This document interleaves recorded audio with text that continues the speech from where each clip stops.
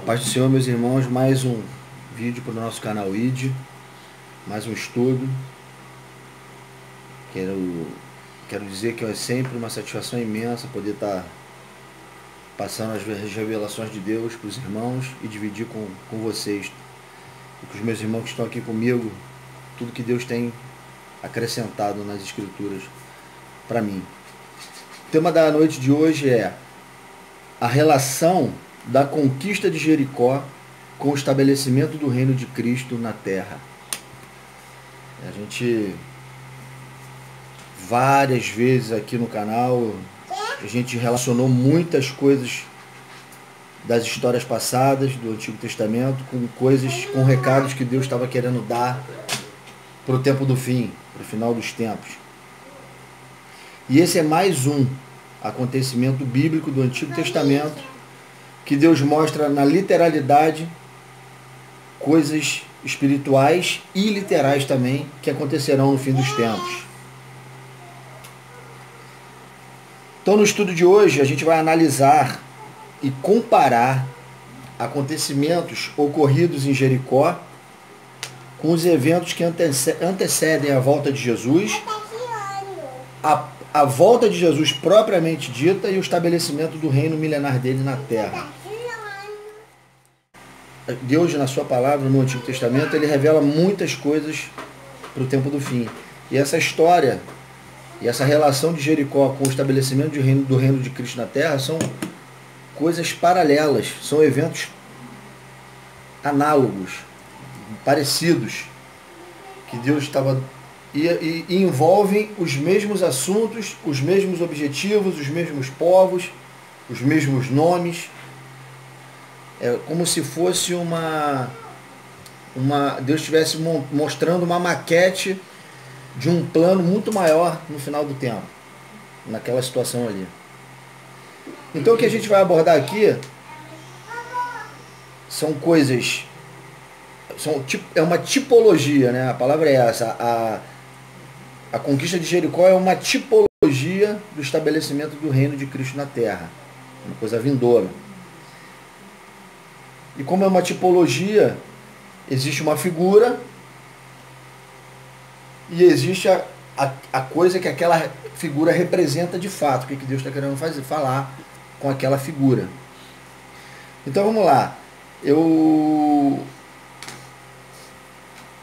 Todo mundo aqui conhece a história de Jericó, né? Josué.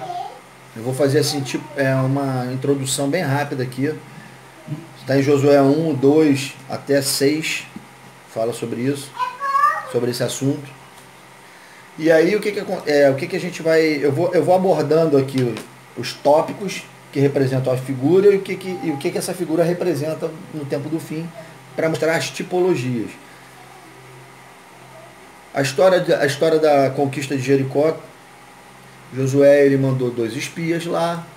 A gente sabe que no Êxodo, antes, quem tinha mandado o espia... 12, né? 12. Oi? 12. Moisés. Calma. Moisés, no Êxodo, ele mandou os 12 espias, a gente sabe, e 2 voltaram testemunhando a favor, e um desses era Josué. E o outro era Caleb, a gente já estudou isso aqui. Só que se passaram desse momento até o que a gente vai falar de Jericó, 38 anos. 38 anos, Deus arrastou as correntes do povo de Israel naquele deserto, matou uma geração inteira para poder entrar Josué e Caleb. Josué e Caleb entraram, receberam a promessa que Deus havia prometido a Abraão, Isaac e Jacó e a Moisés. E eles receberam. E aí o que acontece? Josué, quando ele está nas portas para entrar em Jericó, ele manda 2 espias. Ele vai e manda 2 espias lá. E aí acontece que eles entram, Raabe, a prostituta, recebe eles, esconde eles na casa dela. O rei de Jericó vai lá com os guardas, fica sabendo que tem espias ali do povo de Israel, na intenção de matá-los. Raabe fala que não sabia de nada, que realmente tinha alguns caras que tinham ido lá, mas que tinham descido por ali, que tinham ido naquela direção para dentro de uma mata que tinha lá, do deserto, sei lá para onde que eles tinham ido. E os caras, e ainda falou, pode ir atrás deles que você vai conseguir pegar. Que eles foram agora. Só que ela escondeu eles na casa dela, num local. E aí se pactua com eles. Fala, olha, eu sei quem vocês são, de quem vocês, o Deus que vocês servem, que vocês testemunham, eu vejo o que ele fez, eu sei o que eles fizeram no Egito, o que ele fez no Egito, o faraó, eu sei o que ele fez no mar, eu sei o que ele tem feito com os outros povos, e eu creio nesse Deus. E falou, eu não vou contar para ninguém que vocês estiveram aqui, e vou me pactuar com vocês, partindo do princípio que quando vocês vierem, e o Deus de vocês entregarem a minha cidade na mão de vocês, vocês se lembrem de mim e da minha família. Ela se pactuou com os dois espias. Sim. E assim foi. Quando eles entraram na cidade, a gente conhece a história, houve os toques de trombetas, o muro caiu, eles entraram, mataram os povos, pegaram Raabe, a família, que estava com um pano escarlate pela janela. A casa dela fazia parte da muralha. A muralha caiu, a parte que ela morava não caiu. Quando ela foi tirada da situação, eles eles queimaram a cidade toda, destruíram a cidade por completo, menos o ouro, a prata que eles levaram um despojo para Israel. E tirou ela de lá com a família e colocou no acampamento dos israelitas, no meio das 12 tribos. E assim, Josué introduziu o povo na herança, na posse da terra que Deus havia prometido a Moisés. Porque Jericó era a porta de entrada para Canaã, que era aquela cidade toda que estava ali. E Jericó, eu fiquei sabendo, pelo que eu estudei, Jericó é a cidade mais antiga do mundo. Jericó é a cidade mais antiga do mundo. E assim, na literalidade dessa história, que todo mundo conhece, a gente vai começar a ver as figuras e as coisas que elas representam. Então a primeira tipologia é a promessa. A figura dessa promessa é a terra prometida. Deus prometeu uma terra literal para o povo de Israel, que era Canaã. E a porta de entrada era Jericó. Em Josué 1, verso 6, Josué 1, verso 6, diz assim: sê forte e corajoso, porque tu farás este povo herdar a terra que sobre juramento prometi aos seus pais.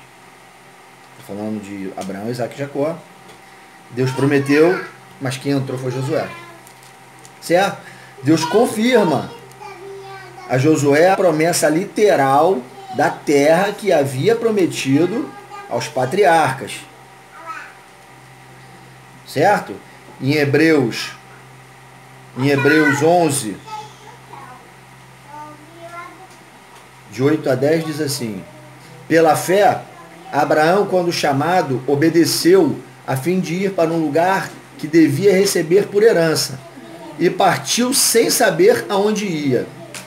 Pela fé, peregrinou na terra da promessa como a terra alheia, habitando em tendas com Isaac e Jacó, herdeiros com ele da mesma promessa. Porque guardava a cidade que tem fundamentos, da qual Deus é o arquiteto e edificador. Então você vê aí que aqui está falando de duas coisas, uma herança literal e uma herança espiritual de uma terra, de um lugar que Deus edificou, que coincidiria naquela terra em que ele palmeou com os pés, né? Essa cidade acoplaria nesse lugar. E aí sim se cumpriria uma promessa que Deus fez, tanto na literalidade quanto na espiritualidade. É a plenitude dessa promessa. Então a figura é uma terra prometida, que Deus estava cumprindo com Josué, mas havia uma representatividade, que é a Nova Jerusalém. Vocês entendem que estava se iniciando o cumprimento de uma promessa literal ao adentrarem por Jericó, em Canaã? Foi essa cidade literal que Deus prometeu aos patriarcas. Josué estava começando a cumprir na literalidade essa promessa. Só que a representatividade dessa promessa são coisas muito maiores.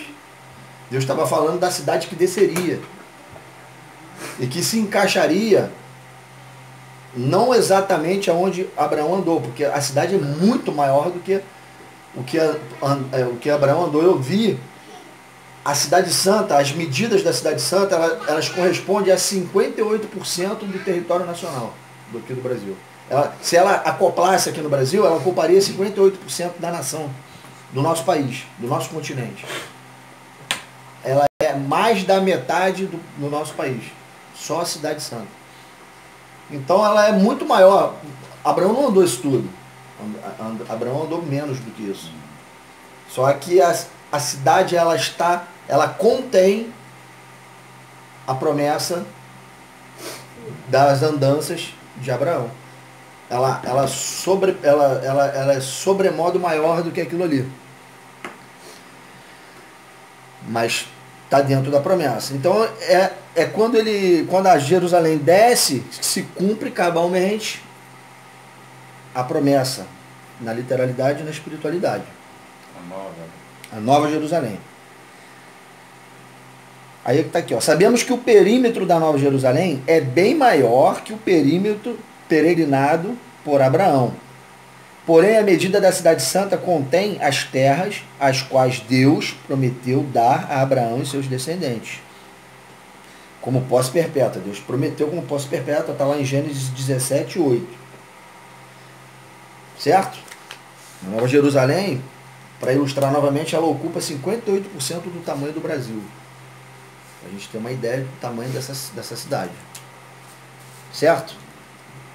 Então, beleza. Vimos aí a primeira figura e a primeira representatividade de várias coisas que a gente vai ver nessa noite. Outra, Josué. A figura dele. Ele é um tipo de Jesus. Sim. Nome. Ele conduz, ele tem o mesmo nome, o significado é o mesmo, e é ele que conduz a herança, ele que leva o povo à herança, certo? Em Josué 1, os versos 1 e 2, diz assim: sucedeu depois da morte de Moisés, servo do Senhor, que este falou a Josué, filho de Nun, servidor de Moisés, dizendo: Moisés, meu servo, é morto. Dispõe-te agora, passa este Jordão, tu e todo este povo, à terra que eu dou aos filhos de Israel. Deus passou, tirou o bastão da mão de Moisés, passou para Josué, e agora era ele que levaria e introduziria o povo de Israel na promessa. Então a gente viu, o nome de Josué, ele tem o mesmo significado de Jesus. Ambos receberam de Deus a mesma missão de conduzir o povo à herança e ao descanso. Guarda isso aí, ó, tá? Ao descanso. Então Josué é a figura, e aqui ele representa, na verdade, seria Cristo. Cristo é o que Josué representava nessa história de Jericó. Certo? Os dois espias. A figura deles. A gente vai ver aqui, está em Josué 2, verso 1. Depois de 3 a 6, depois de 9 a 11. Josué 2, verso 1 diz assim: de Sitim enviou Josué, filho de Nun, 2 homens, secretamente como espias, dizendo: andai e observai a terra e Jericó. Foram, pois, e entraram na casa de uma mulher prostituta, cujo nome era Raabe, e pousaram ali. Notas importantes, que a mulher é uma prostituta. Tá? Guarda bem isso aí. Josué 2, verso 3. Mandou, pois, o rei de Jericó dizer a Raabe: faze sair os homens que vieram a ti e entraram na tua casa, porque vieram espiar toda a terra. A mulher, porém, havia tomado e escondido os 2 homens, e disse: é verdade que os 2 homens vieram a mim, porém eu não sabia de onde eram. Havendo-se de fechar a porta, sendo já escuro, eles saíram. Não sei para onde foram. Ide após eles depressa, porque os alcançareis. Ela, porém, os fizeram subir ao eirado e os escondera entre as canas do linho que havia disposto em ordem no meio do eirado. 9 e 11.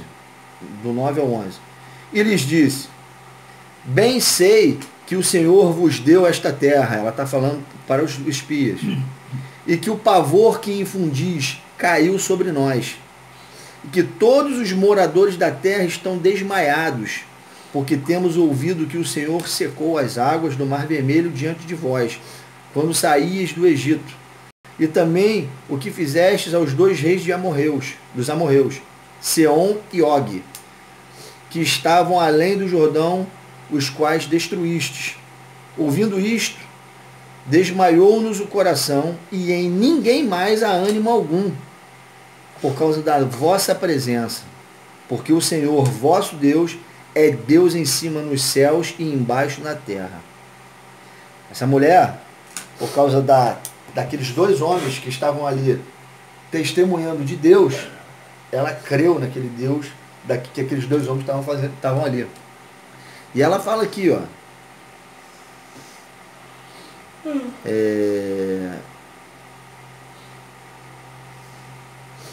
Ela fala aqui, tem um pedaço que ela fala aqui dos 2, que os 2 são os...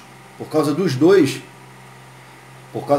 espias que estavam ali, o povo já sabia que aqueles 2 espias que estavam passando ali, tanto é que o rei foi lá ver 2 caras, já sabia que era de Israel, ele foi lá conferir para ver se estava. Ele não foi perguntar se passou alguém aí. Não, ele foi lá sabendo que os caras tinham passado ali, porque a cidade viu, e a cidade tremeu, e a cidade desmaiou, a cidade estava impactada com a presença daqueles 2 homens que serviam aquele Deus que fez todas aquelas coisas. Então eles estavam ali testemunhando que eram pessoas daquele Deus, servos daquele Deus, e que aquele Deus estava chegando para tomar a cidade, que eles não iam conseguir se levantar contra aquele Deus. Certo? Então a presença dos 2 espias fez Raabe reconhecer e testemunhar o poder de Deus. Josué, a figura desses 2 espias. Josué manda 2 espias observarem a cidade e andar na cidade, correndo grande risco de vida. Os 2 espias. Os 2 espias trazem consigo os grandes feitos do Senhor até ali, o que fez Raabe reconhecê-lo como Deus verdadeiro, e confessou aos espias que o seu povo já estava com medo e entregue a esse poderoso Deus. Certo? Agora vamos raciocinar aqui. Se essas coisas a gente está associando ao tempo do fim, e a gente já associou as três primeiras tipologias às coisas do tempo do fim, quem seriam esses 2 espias? As 2 testemunhas. Porque essas 2 testemunhas, mártires do tempo do fim, elas vão testemunhar coisas de Deus, grandes feitos de Deus, e vão trazer terror durante 3 anos e meio ao povo inimigo de Deus, que é o povo do anticristo, que vai estar vivendo uma falsa paz, e eles vão incomodar. Vão correr risco de vida, vão afrontar o inimigo. Deus não vai deixar matá-los durante 3 anos e meio, nada vão conseguir fazer contra eles, e eles vão dar testemunho daquele que é todo poderoso. 3 dias, ela manda eles ficarem 3 dias. Isso aí. Então você entende que são coisas análogas, estão caminhando juntos. Esses 2 espias representam as 2 testemunhas. Em Apocalipse 11, você vai ver, Apocalipse 11, abre 11, 3 a 7.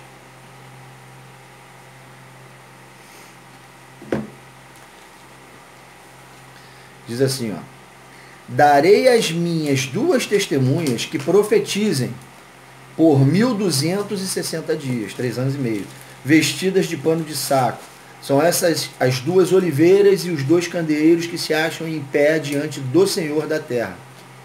Se alguém pretende causar-lhes dano, sai fogo da sua boca e devora os inimigos. Sim, se alguém pretende causar-lhes danos, certamente deve morrer.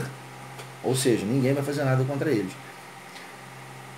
Elas têm autoridade para fechar o céu, para que não chova durante os dias em que profetizarem. Tem autoridade também sobre as águas, para convertê-las em sangue, bem como para ferir com toda sorte de flagelos, tantas vezes quanto quiserem. Quando tiverem então concluído o testemunho que devem dar, a besta que surge do abismo pelejará contra eles e as vencerá e as matará. Certo? Deus vai permitir. Então eles vão morrer. As duas testemunhas vão permitir que esse povo, que não é, aqui não são duas testemunhas literais, são duas unções, dois poderes de Elias e de Moisés, que vai estar sobre a igreja, que vai estar profetizando poderosamente contra o povo, contra esse povo desse anticristo que se levanta. E elas vão morrer na metade da semana. Certo? Mas qual é o objetivo delas por 3 anos e meio? Dar testemunho daquele que é poderoso. O anticristo está vendo que ali tem poder. Sim. Ali tem testemunha. Como ele fez com os espias, que entrou no meio da cidade do inimigo e causou pânico. Essas duas testemunhas mártires, elas entram no meio da cidade, a qual o inimigo tomou, e vai causar pânico. E vai incomodar. É a mesma coisa. As duas testemunhas representam o poder de Deus contra o povo do inimigo. Porém, aqui neste caso, o que representa no final dos tempos, no final de 1260 dias, 3 anos e meio, as testemunhas são caladas e mortas. Não aconteceu isso em Josué, lá em Jericó, mas aqui aconteceu. Tá? Sabemos que as testemunhas aconteceu, aí você deve estar pensando assim, pô, então a história não é igual. Se lá eles passaram com vida e no final dos tempos eles morrem na metade da semana, então a história não é igual. É igual. Porque para Deus eles pararam ali naquele momento. Porque mais 3 anos e meio depois eles vão ressuscitar. Então eles não morrem. A morte para Deus é a segunda, não a primeira. Certo? Claro. A que importa para Deus é a segunda morte. Essa é eterna. A primeira não. A primeira é só um estágio. Então por isso que as duas testemunhas não morrem. Elas são paralisadas. Uma parte do povo de Deus é paralisada. Mas essas duas testemunhas, as duas unções, elas permanecem no povo de Deus até o final. Só é interrompida na metade da semana. Porque uma leva que estava usando o poder para profetizar por 3 anos e meio dessas duas unções, de Elias e Moisés, elas são caladas, elas morrem. E aí, na metade da semana, cessa os manjares. Cessa. A igreja se cala, a igreja para de profetizar. Porque viu o que aconteceu. Mas essa morte das duas testemunhas, como fala o texto, já será a segunda morte, de fato. Não. Não? Se você continuar lendo esse texto, você vai ver. Elas ficam em praça pública mortas por 3 dias e meio, que são 3 anos e meio. E depois Deus chama eles dois e fala, subir para cá. É a ressurreição e o arrebatamento. Sim. A segunda morte é a condenação. A segunda morte é lago de fogo e enxofre. Sim. Eles não morrem a segunda morte. É a primeira. A besta mata eles e eles morrem. E ficam em praça pública por 3 anos e meio, 3 dias e meio. Mas nesse conceito aí, não morre todo o povo de Deus, né? Não, morre uma parte. Uma parte. Uma parte, porque a outra se cala. Uns se escondem, outros... Porque olha só, na metade, o que acontece? Eles matam o povo de Deus, o povo do anticristo, eles se levantam a fera no meio da semana. Até então, nos primeiros 3 anos e meio, eles estavam pelejando lá. Deus estava injuriando eles. Causou uma rebeldia nesse povo, e aí levanta o dono desse povo, na metade da semana, e incita eles a fazer guerra contra os santos, e ele vai prevalecer. Ele mata as testemunhas, mata o povo de Deus que está fazendo aquilo, que está profetizando aqueles poderes. E isso são as trombetas. Então. 4 trombetas. E aí, o que acontece? Quando ele se levanta e mata, a outra imensa parte do corpo de Cristo está vendo isso acontecer. E aí vai se calar. Só para entender melhor, assim, acho que eu faltei essa aula. De verdade. Eles não estão no mundo dos mortos nesse momento. Eles não estão no Sheol. Quem? Josué e... Não é. Hã? Não são os dois, cara. Elias e Moisés. Não, você está falando da unção? Não, eu estou falando do que você está dizendo, porque as duas testemunhas... É uma unção, cara, é um poder. É porque fala A suave, me- pai, por entendi. isso que ele tá perguntando. Porque olha só, quando essa unção está sobre o povo, quem morre é o povo. As duas unções estão sobre o povo de Deus. Não, eu vi assim, desculpa, porque justamente assim, eu estava fazendo, como você usou como... Literalmente eu tava, as pessoas. Não é literalmente. Josué, entendeu? Porque como você estava Moisés fazendo... e Elias, né? mas é só uma relação, Não, né? é Com um que Você Não, quer ver? Jericó- Você se lembra daquela... Você se lembra que daquela... vai ser derramada no Aham. povo. Você se lembra daquela igreja. visão de Zorobabel, que botou duas oliveiras regando o castiçal de 7 braços com azeite de ouro? Sim. Aquelas duas oliveiras é Moisés e Elias vertendo azeite para a igreja. Aquilo ali é uma visão do que está acontecendo no Apocalipse 11. Por isso que ele fala, minhas duas oliveiras e meus dois candeeiros, se referindo a testemunhos, aos testemunhos. O azeite de ouro que sai das duas oliveiras que alimenta o candeeiro que Zorobabel está vendo,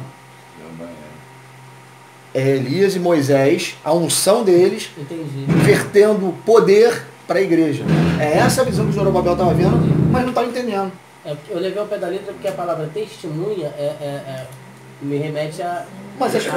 a ver, né? Ele não Testemunha, fala, ele não fala em Apocalipse 11, as minhas duas testemunhas, as minhas duas oliveiras, Então, os meus dois candeeiros. por isso que eu estava fazendo uma associação pessoal à parada, Porque, não sim, mas você vai ver que, os poderes que o povo de Deus exerce por 1260 dias, de fechar o mar, de fechar os céus por 3 anos e meio, de tornar o mar vermelho, Elias e Moisés fez. Exatamente, tem razão. Tu sabe por que a igreja é arrebatada no final dos 3 anos e meio? Porque Elias foi arrebatado. Essa unção que está sobre a igreja vai permitir que o povo de Deus seja arrebatado. Que maneiro. Esse é o poder.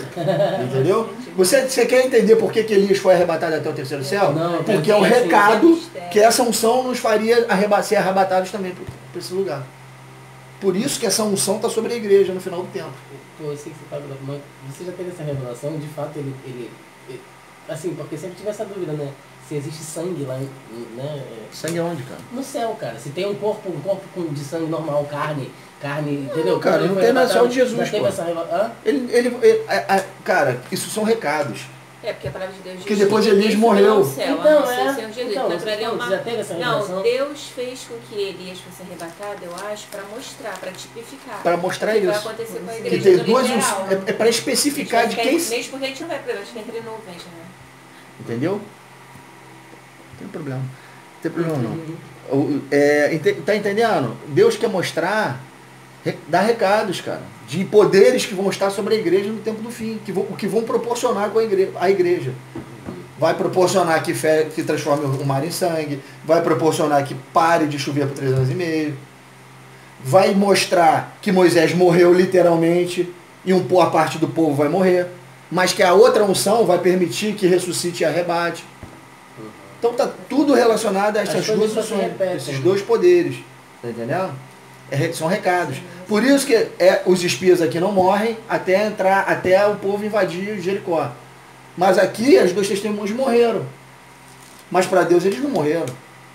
A igreja que estava profetizando, usufruindo da unção de Elias e Moisés naquela primeira metade da semana, elas foram interrompidas momentaneamente com a primeira morte. Mas vão ressuscitar no final. E vão usufruir da ressurreição, do corpo glorificado e tudo mais. Tá entendendo? Porque Deus não é Deus de morto, é Deus de vivo. Para Deus eles não morreram, eles só se calaram. Estão descansando. Mas tem uma outra parte do povo que vai continuar usufruindo da unção até chegar a 7ª trombeta, até o final do tempo. Porque vai ter, a partir de agora começa a grande tribulação. É o povo do anticristo no cangote do povo de Deus. Entende? Por 3 anos e meio. É quando ele se levanta furiosamente e começam as coisas. A nova Babilônia, a grande Babilônia se levanta, o falso profeta se levanta, a besta se levanta. E aí começam a marcar os povos, na frente, na mão, com a marca, só vai comprar e só vai vender com quem tiver a marca. E o povo de Deus vai sofrer com isso, porque não vai faltar comida, vai faltar bebida, vai ser perseguido, vai ser degolado. Por 3 anos e meio vai viver assim. No final, Deus se ira e derrama os flagelos sobre o povo do anticristo. É diferente. Grande tribulação e ira de Deus. São coisas diferentes. Ira de Deus é Deus em cima do anticristo. Grande tribulação é anticristo sobre o povo de Deus. E as pessoas confundem muito isso. Claro. E é primordial entender isso para você saber o momento certo que Jesus volta. Tem Então a gente volta a pensar aqui que então parecem histórias diferentes. Um ressuscitou, um morreu, as 2 testemunhas morreram nesse contexto aqui, do tempo do fim, e lá em Jericó não morreram. É o que eu estava dizendo. Deus não é Deus de morte. A morte para Deus é a segunda morte, é o lago de fogo. Essa primeira morte que eles vão passar aqui, as testemunhas, ela gera ressurreição no final dos 3 dias e meio. Então Deus não está vendo eles mortos. Então a história continua igual. Tá certo? A segunda separação de Deus. Então vamos lá. Então a gente viu a promessa, a figura e a representatividade disso. Nós vimos Josué, a figura e a representatividade disso. Nós vimos os 2 espias, a figura dos 2 espias e o que eles representam são as 2 testemunhas do tempo do fim. Certo? E agora nós vamos ver a Raabe.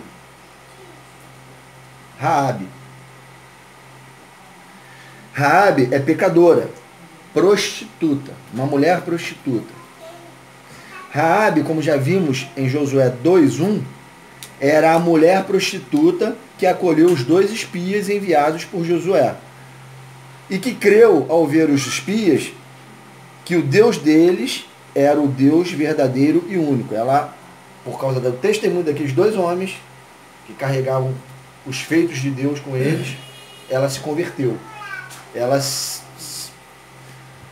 prostrou àquele Deus Todo-Poderoso. Reconheceu que eles são Reconheceu. Quem Raabe representa?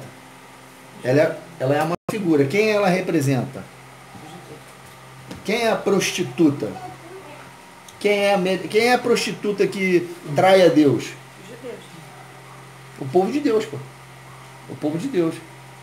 Não só os judeus. E nós também, até já nascemos nos nossos pecados e delitos traindo a Deus.